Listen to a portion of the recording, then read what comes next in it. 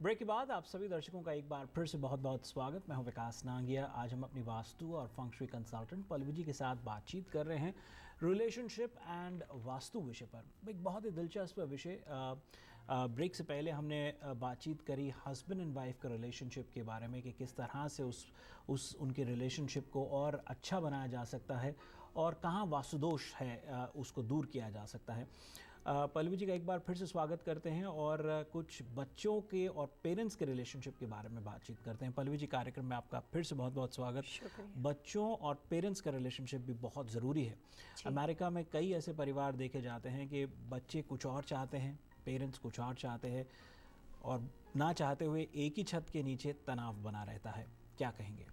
वास्तु के नियम के अनुसार जिस घर का नॉर्थ ईस्ट कॉर्नर थोड़ा सा कटा हुआ हो और उसी घर का साउथ वेस्ट कॉर्नर भी कटा हुआ हो, तो ऐसे घर के अंदर एक दूसरे के साथ कितनी भी इच्छा होने के बावजूद माता पिता और बच्चे एक साथ कभी रह नहीं पाते हैं जी।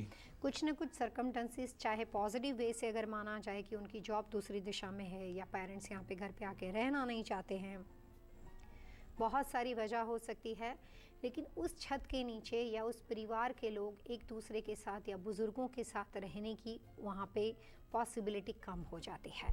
तो वास्तु के नियम के अनुसार जिस मकान का नॉर्थ ईस्ट कॉर्नर एक्सटेंडेड होता है, नॉर्थ ईस्ट कॉर्नर बैलेंस होता है, उस घरों के अंदर और उसका साउथ वेस्ट कॉर्नर भी बैलेंस हो, तो उस घरों के अंदर माता पिता और बच्चों का एक दूसरे के साथ आपसी रिलेशनशिप बना रहता है।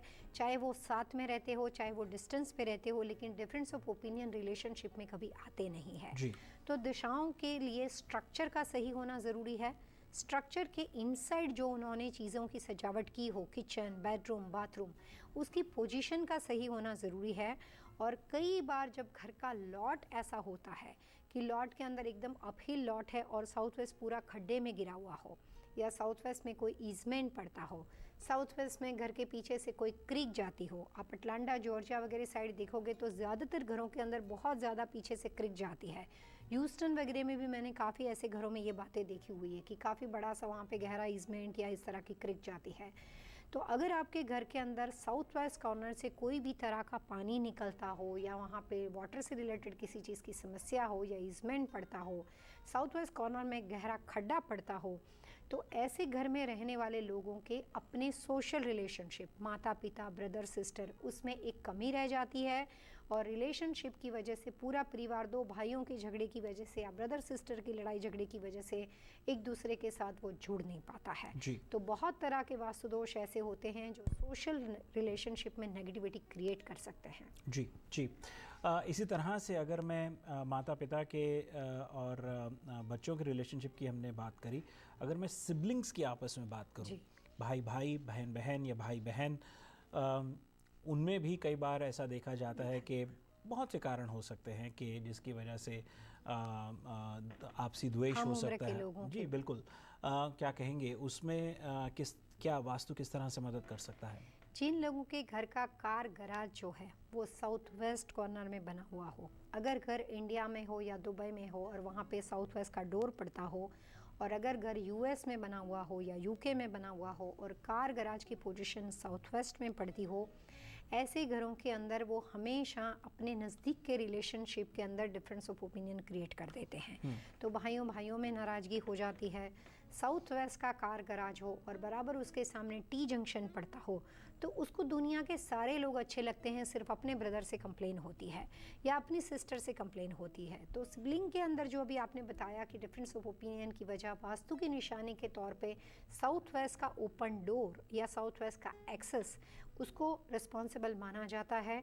और इस तरह की व्यवस्था आपके बिजनेस लोकेशन पे बनी हुई हो, अगर आपका वेयर हाउस हो और उसका साउथ वेस्ट एक्सेस बना हुआ हो, अगर आपका ऑफिस कमर्शियल बिल्डिंग हो और वहाँ पे साउथ वेस्ट कॉर्नर ओपन होता हो, अगर आपकी होटल या मोटेल हो और वहाँ पे साउथ वेस्ट का एक्सेस हो, तो ऐसी जगह के अंदर पार्टनरशिप में डिफरेंस ऑफ ओपिनियन होते हैं और ऑनर और एम्प्लॉय के बीच के अंदर जो भी आप उसको मैनेजर हायर करते हो या जिस किसी को भी आपने मैनेजमेंट के लिए प्रॉपर्टी दी हुई है, उसके और ऑनर के बीच में लगातार एक संघर्षपूर्ण व्यवस्था हो जाती है और रिलेशनशिप में मतभेद हो जाता है।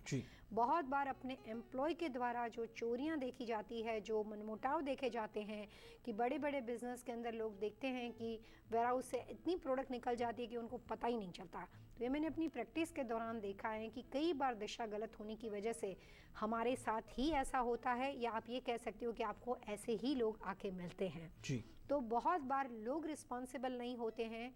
ज़मीन का वास्तुदोष इंसान को इस तरह की सिचुएशन में ले आता है कि जिसकी वजह से लाइफ में वास्तु से रिलेटेड, संबंधों से रिलेटेड समस्या उसको खड़ी हो जाती है। जी, तो बात ये है कि हो सकता है कि इस तरह के जो वास्तुदोष होते हैं जहाँ उनका निजी जीवन में फ़र्क पड़ता है, निजी जीवन में उसका अभाव होता है, उतना ही कामकाज के स्थान में भी फ़र्क पड़ता है उसका। पल्लवी जी, इससे पहले कि मैं ब्रेक लूँ, एक घर परिवार में अमेरिका में तो हमने कई बार देखा कि सीनियर्स भी जो हैं, इंडिया में तो खैर इन लॉज के साथ रहना बड़ा कॉमन है, लेकिन अमेरिका में भी जब पेरेंट्स अब इंडिया में रिटायर्ड हैं, बच्चे उन्हें यहाँ बुलाते हैं रहने के लिए, और एक कल्चर शॉक रहता है, उस वजह से मनमुटाव रहे तो एक अलग बात है। लेकिन बहुत से ऐसी फैमिलीज़ हैं जिनके पेरेंट्स आए थे, वो यहाँ रहते हैं, अब उनके बच्चे उनके साथ रहते हैं, लेकिन घर में आपस में पेरेंट्स के साथ बच्चों की बनती नहीं है, ग्रैंड पेरेंट्स के साथ ग्रैंड किड्स की बनती नहीं है। एक ही घर में कभी कभी बड़े बड़े घर हैं तो उसके अंदर एक जनरेशन, दो जनरेशन, और ग्रैंड किड्स की बात करें तो थर्ड जनरेशन भी रह रही है। ऐसे में इतने सारे रिलेशनशिप में आपस में जो है एक दूसरे के प्रति प्रेम बना रहे, वास्तु क्या कहता है, क्या करना चाहिए? अभी आपके साथ बात करते हुए मेरे दिमाग में लुधियाना के अंदर मैंने काम किया था। वहाँ पे वो काफ़ी किंग पोजीशन में, उनकी बहुत बड़ी कोठी वहाँ पे बनी हुई है। 2 ब्रदर हैं और financially they are very strong, इसलिए जो पिताजी थे वो दोनों भाइयों को एक साथ ही रखते हैं और महलों वाली कोठी की व्यवस्था है। लेकिन भाई भाई के रिलेशनशिप एवरी डे जैसे जैसे वक्त आगे जाता है वैसे वैसे वो बस्ट होते जाते हैं। तो फादर को इस बात से बहुत बड़ी समस्या लगती थी कि मेरे होते हुए ये रिलेशनशिप इतने बिखरे हुए हैं, तो जब मैं नहीं हूँगा तो मैं इससे क्या प्रॉब्लम हो, इसमें क्या चीज़ें हो सकती है। तो उन्होंने एक सुलझे हुए बुजुर्ग की तरह सबसे पहले रास्ता यह निकाला कि उन्होंने अपनी सारी प्रॉपर्टी, सारी चीज़ों को फिलहाल अपने नाम पे रखा। उन्होंने किसी चीज़ का विल नहीं बनाया।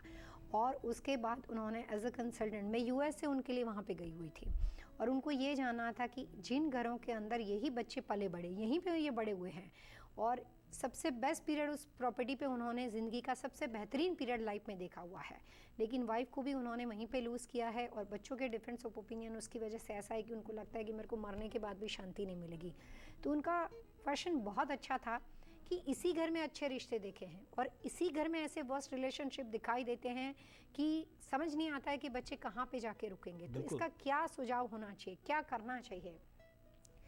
एज ए कंसल्टेंट के तौर पे मैंने देखा कि उनकी काफ़ी एकड़ लैंड की प्रॉपर्टी थी, और जो उनका वास्तु के नियमों के अनुसार जो साउथ वेस्ट था उनका, उनके पिताजी का खुद का कमज़ोर कॉर्नर था। पहले जब माताजी थे तो उनकी डेट ऑफ बर्थ के हिसाब से she is a powerful personality, तो 2 कॉर्नर बैलेंस होते थे, हस्बैंड के साथ थे तभी। जब उनके बाद चले जाने के बाद जब अकेले फादर साहब उनके रह गए तो उनका रिलेशनशिप कॉर्नर कमज़ोर था और घर का भी रिलेशनशिप कॉर्नर कमज़ोर था। तो जब से वो अपने सब कुछ अपना संभालते हैं बच्चों के साथ, जितना उनको करीब रखने की कोशिश करते हैं बहू के माध्यम से, बच्चों के माध्यम से, उतने ही ग्रैंड किड से वो दूर होते जाते हैं जी।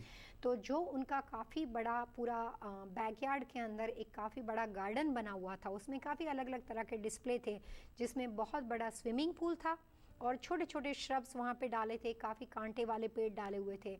तो सबसे पहले हमने उसका लैंडस्केप क्लीन किया और उनको पहला सवाल पूछा कि आपको स्विमिंग पूल की ज़रूरत है? तो मैं दूसरा मैंने कहा कि बना दूंगी, लेकिन पहले पीस चाहिए कि पहले स्विमिंग पूल चाहिए?